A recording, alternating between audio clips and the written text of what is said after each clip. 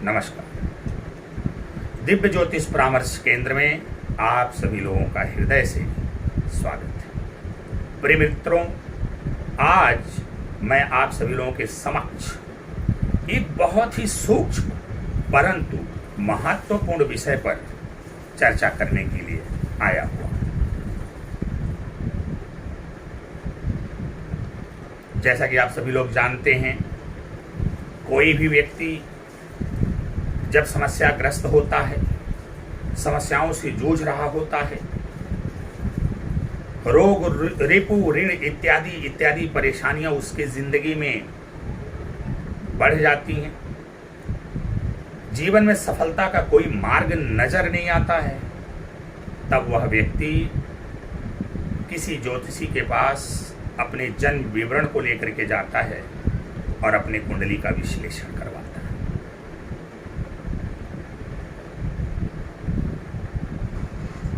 और वहाँ जो विद्वान हैं, जो ज्योतिषी हैं,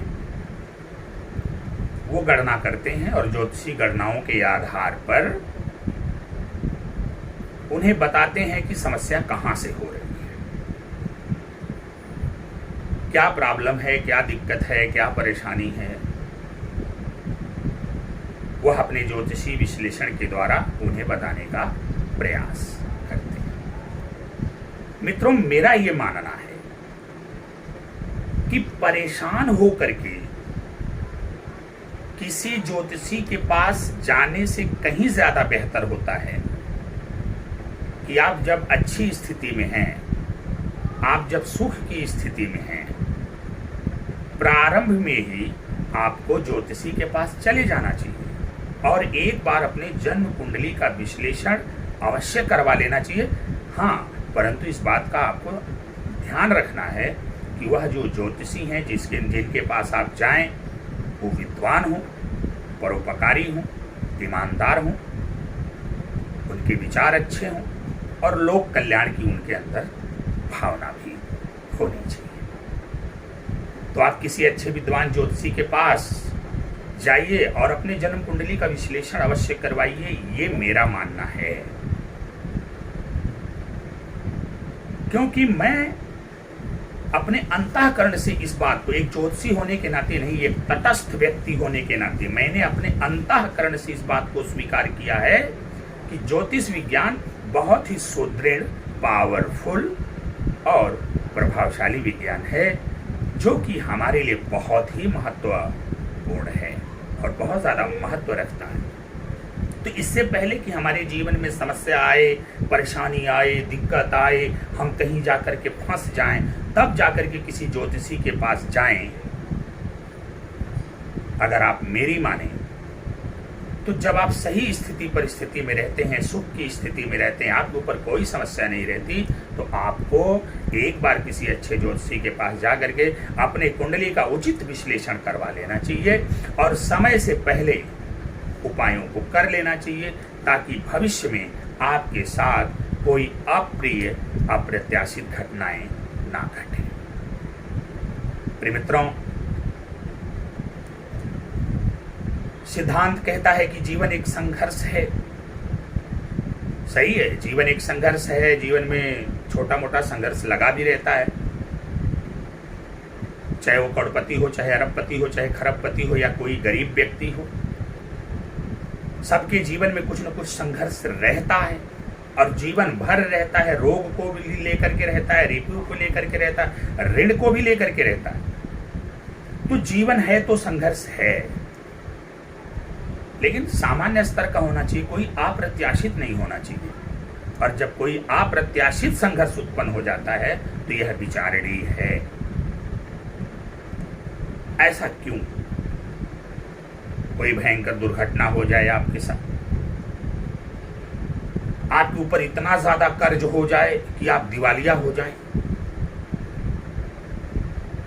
या आपको कोई असाध्य रोग हो जाए, अकाल मृत्यु की घटनाएं हों आपके परिवार में, ये सब अप्रत्याशित घटनाएं हैं। और जहां तक मेरी समझ में आता है, ऐसी घटनाएं परिवार में और हमारे जीवन में या समाज में ना ही हों तो अच्छा है। बाकी संघर्ष तो जीवन है, रोजी रोटी के लिए संघर्ष है, हर चीज़ के लिए। कभी धूप से संघर्ष, कभी गर्मी से संघर्ष, कभी जाड़े से संघर्ष, तो कभी बरसात से संघर्ष, कभी परायों से संघर्ष, तो कभी अपनों से संघर्ष। छोटी मोटी ये जो बातें हैं जो जीवन को सिद्ध करती हैं, संघर्ष ही सिद्ध करता है कि आप जीवित हैं। ये मैं अंगीकार करता हूं, इसे मैं स्वीकार करता हूं। लेकिन कोई अप्रत्याशित घटना हो जाए उसको लेकर के हम संघर्ष करें तो ये हम कतई स्वीकार नहीं करते। और यही अप्रत्याशित घटनाएं हमारे जीवन में ना हो, उसी के लिए ज्योतिष विज्ञान का निर्माण किया गया है। तो सबसे पहले तो हमारा आपसे यही निवेदन है कि भाई समस्याओं में ग्रस्त होकर के ज्योतिषी के पास जाने से कहीं ज्यादा बेहतर होता है कि जब आप सामान्य स्थिति में हैं तभी अपनी ज्योतिषी गणना करवा करके आप समय से पूर्व ही उपायों को करने का प्रयास करें। अपने जीवन को सन्मार्ग पर लाने का प्रयास करें। अपने कर्म में सत्कर्म का समायोजन करें, कर्म में सत्कर्म की आहुति दें। फिर आप देखें आपको जीवन में किसी भी अप्रत्याशित घटना परिघटना का शिकार नहीं होना पड़ेगा। प्रिय मित्रों, जैसे हम किसी ज्योतिषी के पास गए और ज्योतिषी ने हमारी कुंडली को देखा और फौरन उन्होंने हमसे कहा कि आपकी कुंडली तो बहुत ही खराब है। यही मेरा मुख्य विषय है कि क्या ये कहना उचित है कि आपकी कुंडली बहुत ही खराब है? क्या कुंडली भी अच्छी खराब हो सकती है?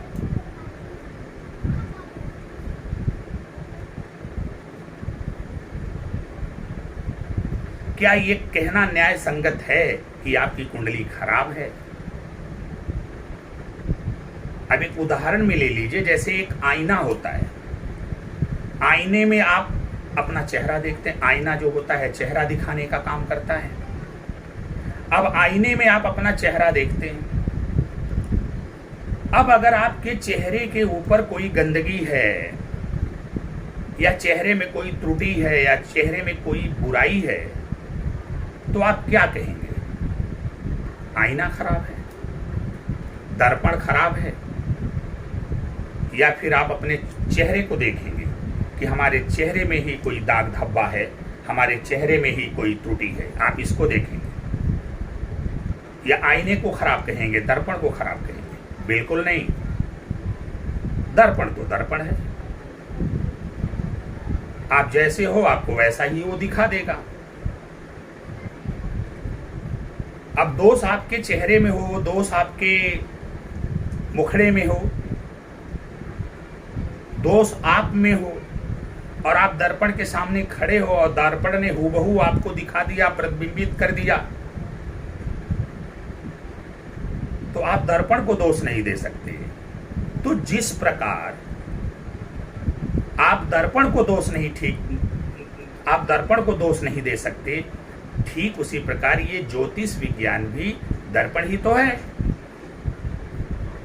हमारे और आपके जीवन का दर्पण। ये जीवन दर्पण है। ज्योतिष विज्ञान मतलब अर्थात जीवन दर्पण, जीवन का दर्पण। ये आईना है,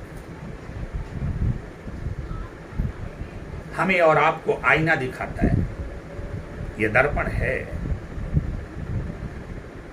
तो जिस प्रकार हम दर्पण को खराब नहीं कह सकते, ठीक उसी प्रकार हम अपनी कुंडली को भी खराब नहीं कह सकते। कुंडली तो हमारा आईना है, कुंडली हमारा दर्पण है, कुंडली तो हमारा प्रतिबिंब बना रहा है। एक भौतिक दर्पण और एक ज्योतिष दर्पण, दोनों दर्पण में जो मौलिक अंतर है वो ये है कि जो भौतिक दर्पण है वो केवल उतना ही दिखाता है जो दिख रहा है, लेकिन ये जो ज्योतिष दर्पण है ये आपको वो भी दिखाता है जो दिख नहीं रहा है। अर्थात ये आपके भूत को भी दिखाता है और आपके भविष्य को भी दिखाता है। ये ज्योतिष दर्पण की विशेषता है। ये आपके प्रारब्ध को बताता है कि आपका प्रारब्ध कैसा रहा है, और ये आपके फ्यूचर को भी बताता है, आपके भविष्य को भी बताता है कि आने वाले दिनों में आपका भविष्य कैसा होने वाला है। प्रिय मित्रों, इसलिए मैं इस बात से बिल्कुल भी सहमत नहीं हूं कि किसी की कुंडली को देखा जाए और फिर ये कह दिया जाए कि आपकी कुंडली तो खराब है। कुंडली दर्पण है, कुंडली आईना है। अब आईने और दर्पण को खराब ना ही कहा जाए तो बेहतर होगा। कुंडली खराब नहीं है, दर्पण खराब नहीं है। तो फिर सवाल ये उठता है कि कुछ लोग जो होते हैं वो, उनकी जो कुंडली होती है वो विशेष प्रकार की होती है और वो जीवन में विशेष सफलता हासिल करते हैं। इज्जत, मान, मर्यादा, शोहरत, धन, दौलत। और कुछ लोग ऐसे होते हैं, उनकी कुंडली कुछ इस प्रकार की होती है कि वे जीवन में दुखों के पहाड़ तले ही दबे रहते हैं, जीवन भर संघर्ष करते हैं, लेकिन सफलता का मुंह कभी नहीं देखते हैं। परेशानियों का, दिक्कतों का सामना करते ही रहते हैं।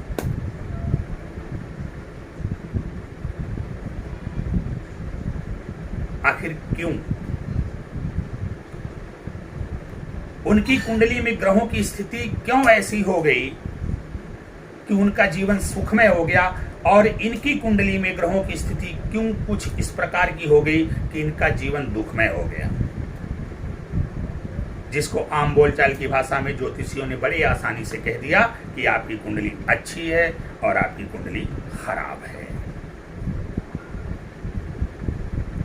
मैं इस बात से सहमत नहीं हूं, लेकिन फिर भी मान लेते हैं एक मिनट के लिए, चलिए फला व्यक्ति की कुंडली अच्छी है और फला व्यक्ति की कुंडली खराब है। क्यों? आखिर क्यों? ये कुंडली खराब दिखा रही है, ये कुंडली अच्छा दिखा रही है। दरअसल कुंडली का जो निर्धारण होता है ये आपके प्रारब्ध के आधार पर होता है। इस प्रकृति में नाना प्रकार के जीव हैं जिनका जन्म और मरण होता रहता है। जन्म कब होगा, मरण कब होगा, इसका निर्धारण प्रकृति करती है, ईश्वर करते हैं, विधाता करते हैं। हमारे प्रारब्ध पर निर्भर करता है कि हमारा कब जन्म होगा। प्रारब्ध और वर्तमान के आधार पर यह निर्भर करता है कि हमारी कब मृत्यु होगी। हमारे प्रारब्ध के आधार पर ही ईश्वर तय करते हैं, प्रकृति तय करती है कि हमको कब जन्म देना, हमें ग्रहों की किस स्थिति परिस्थिति में जन्म देना, फला व्यक्ति को, फला जीव को इस दुनिया में कब भेजना है, इसका निर्धारण प्रकृति करती है। ग्रहों की पोजीशन कैसी रहेगी, किस प्रकार की रहेगी, नेगेटिव रहेगी कि पॉजिटिव रहेगी हमारे लिए या फला जीव के लिए, इसको ध्यान में रखते हुए प्रकृति हमारा अस्तित्व कायम करती है, हमें जन्म देती है, इस बात का निर्धारण करती है। हमारे प्रारब्ध को देख करके प्रकृति तय करती है। अब यदि हमारा प्रारब्ध खराब रहा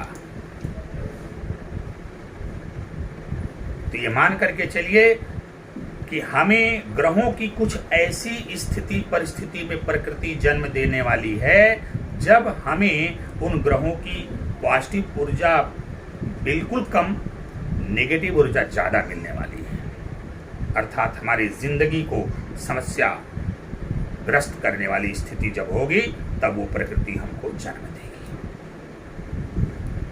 और यदि हमारा प्रारब्ध सही रहा है तो प्रकृति जब हमारे जन्म का निर्धारण करेगी तो ठीक उस ग्रह स्थिति परिस्थिति में करेगी जब ग्रहों की सकारात्मक ऊर्जा ज्यादा हमको मिलेगी। तो जब कुंडली तैयार की जाएगी तो आपको दिखाई देगा कि इनको तो ग्रहों की ज्यादा सकारात्मक ऊर्जा मिल रही है और फला व्यक्ति है उसको ग्रहों की ज्यादा नकारात्मक ऊर्जा मिल रही है। बस इसका कारण यही है, वो हमारे प्रारब्ध के आधार पर डिसाइड कर लिया जाता है प्रकृति द्वारा कि किसको ग्रहों की किस स्थिति परिस्थिति कंडीशन पोजीशन सिचुएशन में पैदा करना है। मैंने कहा कि यदि हमारा प्रारब्ध सही रहेगा तो हमें ग्रहों की अच्छी स्थिति परिस्थिति कंडीशन पोजीशन सिचुएशन में जन्म दिया जाएगा ताकि हमको ग्रहों की ज़्यादा से ज़्यादा सकारात्मक ऊर्जा मिल सके। और जब हमारा प्रारब्ध खराब रहेगा तो फिर हमें ऐसी स्थिति परिस्थिति कंडीशन सिचुएशन में ग्रहों की पैदा किया जाएगा कि हमें ग्रहों की नकारात्मक ऊर्जा ज़्यादा मिलेगी। अब ये बात मैं विश्वास करता हूँ आप लोग सही से समझ चुके होंगे कि कुंडली एक दर्पण है, कुंडली एक आईना है जो हमारे भूत भविष्य और वर्तमान को दिखाने का काम करती है। जिससे जो भौतिक दर्पण है वो केवल और केवल वही दिखाता है जो दिखता है, लेकिन जो ज्योतिष दर्पण है ये वो भी दिखाता है जो सामान्य आंखों से दिखाई नहीं देता। प्रिय मित्रों, तो यदि हमारी कुंडली में हमें ग्रहों की नकारात्मक ऊर्जा ज्यादा मिल रही है जिसकी वजह से हमारा जीवन अस्त व्यस्त है, डिस्टर्ब है, हम रोग रिप ऋण इत्यादि से परेशान हैं, हमें सफलता नहीं मिल पा रही है, सफलता के मार्ग बंद हो गए हैं, मार्ग प्रशस्त नहीं हो रहा है, इसका मतलब ये हुआ कि हमारा प्रारब्ध जो है वो खराब रहा है और हमें अपने प्रारब्ध को सही करने का प्रयास करना चाहिए। उन गलतियों को जो हमने पूर्व में की हैं उनको सुधार करके अपने जीवन को सुखमय बनाने का प्रयास करना चाहिए। और ये सारी बात कौन बताएगा? कौन? ज्योतिष विज्ञान। इसलिए मैं बार बार कहता हूं कि समस्याग्रस्त होकर के कुंडली दिखाने से कहीं ज्यादा बेहतर होता है कि आप सुख की स्थिति में हैं, समस्याग्रस्त नहीं हैं, तब कुंडली दिखवा लीजिए, ये ज्यादा सही काम होगा। मित्रों,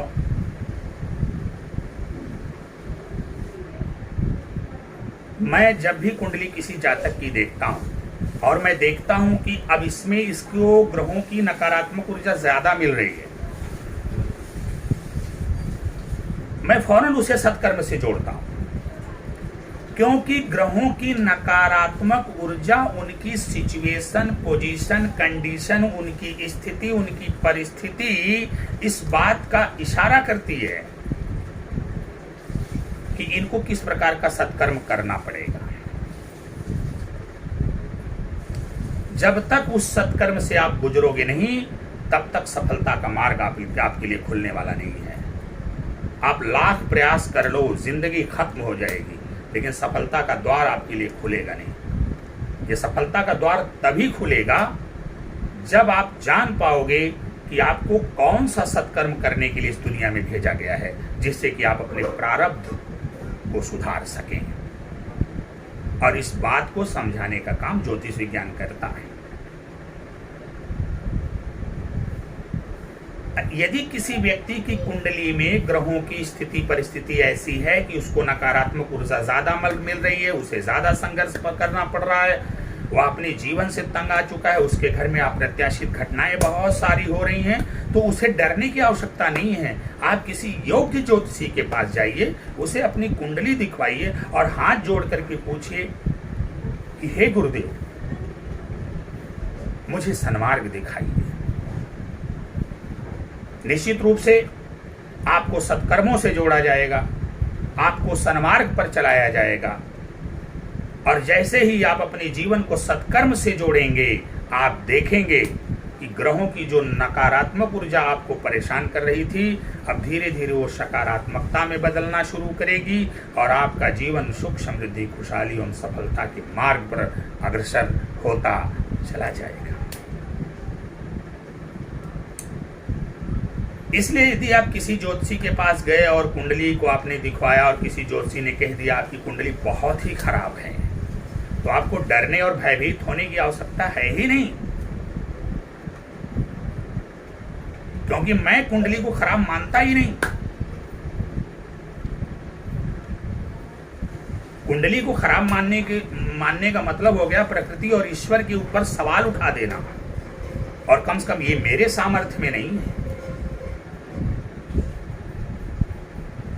हाँ, यदि आप समस्याग्रस्त हैं, परेशान हैं, दिक्कत है, तो तुलनात्मक रूप से आप देख सकते हैं कि फला व्यक्ति बहुत खुशहाल है, उसका जीवन बहुत आगे जा रहा है, लेकिन हम बहुत पीछे हैं। तो इसमें आपका और उसके प्रारब्ध का फल है। उसका प्रारब्ध अच्छा था इसलिए उसका जीवन अच्छा जा रहा है, आपका प्रारब्ध खराब है इसलिए आपका जीवन खराब जा रहा है। और ये जो निगेटिव ऊर्जा आपको ग्रहों द्वारा मिल रही है, ये ईश्वर द्वारा, प्रकृति द्वारा दिया गया संकेत है, एक आईना है, एक दर्पण है, जिसमें आपको समझाने का प्रयास किया गया है कि आपको फला सत्कर्म करने पड़ेंगे, आपको इन सन्मार्गों से गुजरना पड़ेगा। जब तक आप ये सत्कर्म नहीं करेंगे, ये दान पुण्य इत्यादि कर्म नहीं करेंगे, सत्कर्म से नहीं जुड़ेंगे, तब तक जीवन में आपको सफलता नहीं मिलेगी। इसलिए आपको डरने की आवश्यकता नहीं है कि कुंडली खराब है, ऐसा कह के रोने की और माथा पीटने की आवश्यकता नहीं है।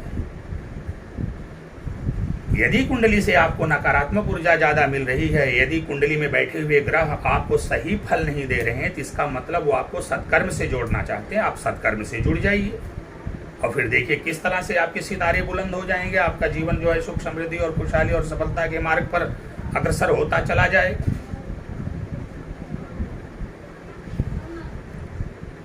खुद में दोष है, दर्पण पे दोष देना बंद करिए, दर्पण में दोष निकालना बंद करिए, अपने दोषों को दूर करिए। आप देखते होंगे नाना प्रकार के परिवार हैं, नाना प्रकार के सदस्यगण हैं। परिवार का एक सदस्य दूसरे सदस्य के प्रति बहुत ही घिनौना बर्ताव, बहुत ही अवांछनीय बर्ताव करता है, यहां तक कि कत्ल और मर्डर तक कर दिए जाते हैं। किसी को भरपेट भोजन नहीं दिया जाता, किसी को रहने के लिए मकान नहीं दिया जाता, तो किसी को पहनने के लिए वस्त्र नहीं दिया जाता। लोग एक दूसरे के हक और अधिकार को छीन रहे हैं। यही सब तो है जो आपकी बच्चों की कुंडली में नेगेटिव ऊर्जा के रूप में आने वाला है, जो आपकी बच्चों की कुंडली में नकारात्मक ऊर्जा के रूप में आने वाला है। ये सारी चीजें दिखाई देंगी कि किसको मार डाला गया है, किसने आत्महत्या किया गया, किसको सताया गया, किसको पीड़ित किया गया, ये सारी चीजें दिखाई देंगी जन्म कुंडली में। मैं जब भी जन्म कुंडली देखता हूँ ये सारी चीजें मुझे दिखती हैं वहां पर। इसीलिए तो मैं अपने महर्षियों का, अपने ऋषियों का बार बार साधुवाद और धन्यवाद करता हूं कि आप लोगों ने कितना जबरदस्त ज्योतिष विज्ञान का निर्माण किया, जो कितने ही सरल और आसान तरीके से बता देता है कि फला व्यक्ति द्वारा या फला व्यक्ति के परिवार में कितने अच्छे कार्य हुए हैं और कितने बुरे कार्य हुए। ये सारी चीजें आने वाली संतानों में पीढ़ी दर पीढ़ी ट्रांसफर होती चली जाएंगी, स्थानांतरित होती चली जाएंगी। तो यदि आप जीवन में संघर्ष कर रहे हैं, आप जीवन में सफलता नहीं अर्जित कर पा रहे हैं, आपके ऊपर रोग रिपू ऋण बहुत ज़्यादा हो रहे हैं, आपके परिवार में एक्सीडेंट, अकाल मृत्यु की घटनाएं ज़्यादा हो रही हैं, आपके परिवार में कलहपूर्ण वातावरण बना हुआ है, आपके पारिवारिक सदस्यों में आपसी मेलजोल और तालमेल की कमी है, आपकी संतानें सन्मार्ग पर नहीं हैं, तमाम लोग रोग और व्याधि से पीड़ित हैं। यदि आप अपने जीवन में इन सारी समस्याओं का सामना कर रहे हैं और आपने किसी ज्योतिषी को अपनी कुंडली दिखाया और उस ज्योतिषी ने आपसे ये कहा कि आपकी कुंडली बहुत ही खराब है, तो आप घबराइए और परेशान मत होइए। उस कुंडली को किसी अच्छे ज्योतिष से एक बार पुनः चेक करवाइए और उनसे ये हाथ जोड़ करके करबद्ध निवेदन करते हुए पूछिए कि गुरुदेव आप हमें बताइए कि हमारी कुंडली में जो ग्रहों की स्थिति परिस्थिति है वह हमसे किस प्रकार का सत्कर्म करवाना चाहती है। हमें उन सत्कर्मों से जोड़ दीजिए, क्योंकि हम अपने जीवन में चल रही आने वाली सभी समस्याओं से छुटकारा पाना चाहते हैं, अपने जीवन को सुख समृद्धि खुशहाली एवं सफलता के मार्ग पर अग्रसर करना चाहते हैं। ऐसा कहिए और अपने आप को सत्कर्म से जोड़ लीजिए। आप देखिए आपके साथ कुछ ही दिनों, कुछ ही महीनों, कुछ ही वर्षों में चमत्कार होना शुरू हो जाएगा। आपका जीवन सुख समृद्धि खुशहाली एवं सफलता के मार्ग पर अग्रसर हो जाएगा। और ये कहना बंद कर दीजिए, कुंडली का रोना बंद कर दीजिए कि मेरी कुंडली खराब है, फला व्यक्ति की कुंडली अच्छी है। आईना एक ही है, दर्पण एक ही है, उसका चेहरा साफ सुथरा है, उसको साफ सुथरा दिखा रहा है, आपका चेहरा गंदा है, आपको गंदा दिखा रहा है। तो आईने में कोई दोष नहीं है, दर्पण में कोई दोष नहीं है, हमारे चेहरे में खुद में मुझ में ही दोष है। कुछ प्रारब्ध का दोष है, कुछ वर्तमान का दोष है। बस उस दोष को हमें दूर कर लेना है और ये दोष बताने का काम ज्योतिष विज्ञान करता है। तो ज्योतिष विज्ञान के माध्यम से अपने उस दोष को आप दूर कर लीजिए। आप देखेंगे कि आपका जीवन सुख समृद्धि खुशहाली और सफलता से भर जाएगा। मित्रों, आशा करते हैं कि हमारी ये बातें आपको अच्छी लगी होंगी और ज्ञानवर्धक भी लगी होंगी। तो जो भी लोग हमारे चैनल को सब्सक्राइब नहीं किए हैं वो चैनल को सब्सक्राइब करें, बेल आइकन का बटन दबाएं, ताकि इस प्रकार की ज्ञानवर्धक और प्रेरणात्मक बातें जो भविष्य में फिर हम आपसे करें आप तक पहुंच सकें और आप लोग ज़्यादा से ज़्यादा लाभान्वित हो सकें, लाभ उठा सकें। अपनी वाणी को विराम देते हुए आप सभी लोगों के कल्याण की कामना करते हुए मैं आप सभी लोगों से विदा लेता हूँ। नमस्कार।